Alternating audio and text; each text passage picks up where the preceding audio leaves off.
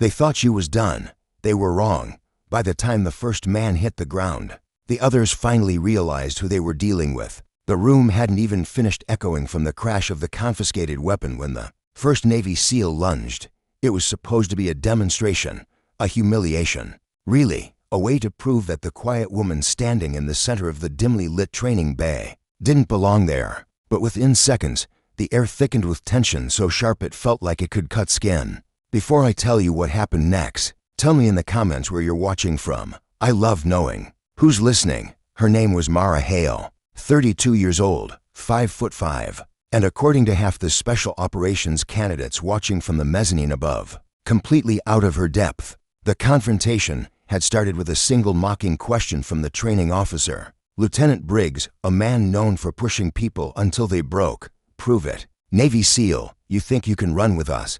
Let's see what you've actually got. When she handed over her training rifle, required for the evaluation, Briggs smirked. He thought stripping her of it would strip her confidence.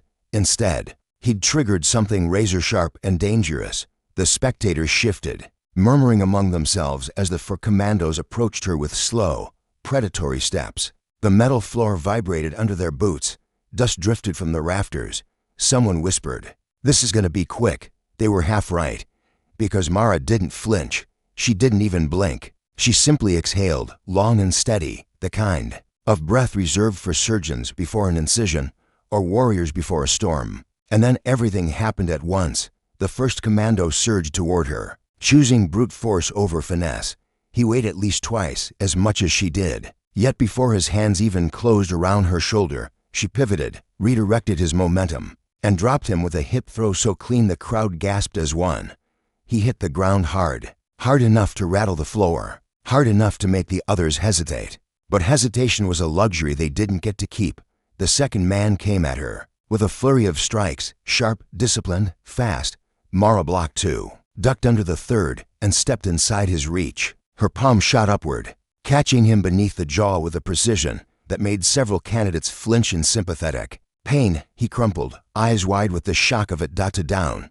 5 seconds. Briggs' smirk faltered, but Mara wasn't thinking about him. She wasn't even thinking about winning. Her mind had gone somewhere deeper, back to the countless nights she'd been told she didn't belong, back to the deployments where doubt whispered louder than gunfire, back to the moment she promised herself she'd never let anyone else define her worth again.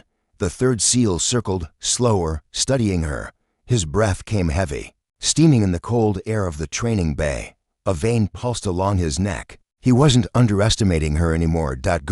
Because Mara wasn't underestimating him either. He feinted left. She stepped right. He changed direction. She read it instantly. When he struck, she met him with a brutal efficiency that stunned the room. A forearm block, a grab, a sweeping kick that took his legs out while her shoulders slammed into his center mass. He hit the ground in a grunt of disbelief. And then there was one. The last commando didn't rush. He clenched and unclenched his fists, rage flickering in his eyes. He'd expected an easy display of dominance, not the unraveling of his entire worldview. Around them, the atmosphere shifted. People leaned over railing bars. Some stood on benches for a better view. A few exchanged wide-eyed looks, as if silently confirming, "Are we really seeing this?" The final man stepped forward.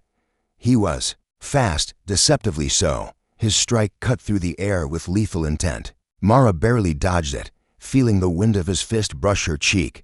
For a flicker of a moment, the world seemed to slow. Her pulse hammered. Her muscles burned. A tiny voice whispered from the corner of her mind, "This is the one that can beat you."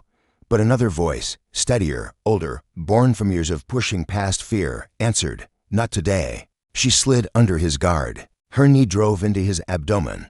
His breath exploded from his lungs in a tortured sound. She spun behind him, wrapped an arm around his neck, and executed a takedown so fluid it looked choreographed. When he hit the floor, the room fell silent.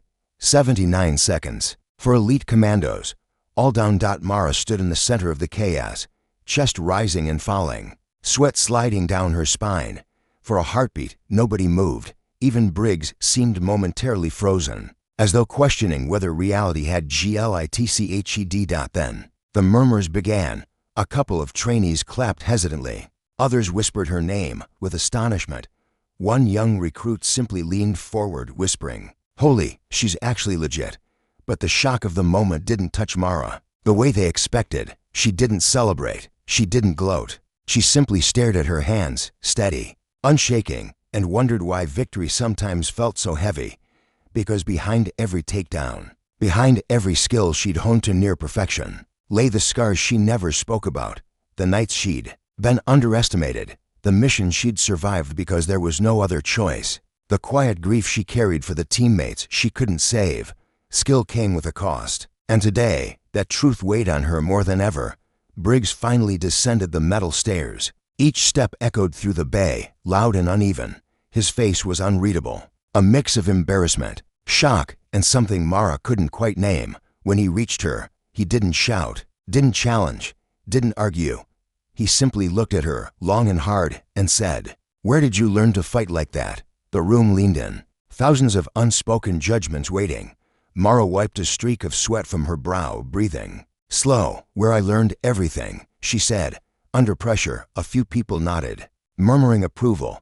But Briggs wasn't satisfied with a poetic answer. His jaw tensed. "Pressure doesn't explain this." She studied him, the rigid posture, the clenched teeth, the way his hands flexed as if resisting the urge to reclaim control. And for the first time, she saw the truth behind his hostility. It wasn't doubt. It was fear. Fear that the systems he trusted, the hierarchies he lived by, could be shattered by someone who wasn't supposed to win. Mara could have exposed that. She could have humiliated him publicly. But she didn't. Because true strength wasn't about breaking people. It was about giving them a chance to rise. So she did something nobody expected. She extended a hand to him. Briggs stared at it. The recruits held their breath. Slowly, painfully slowly, he took it. And in that moment, the room shifted again. The hostility melted. The skepticism thawed. Even the four commandos she'd taken down began sitting up, offering her nods of respect.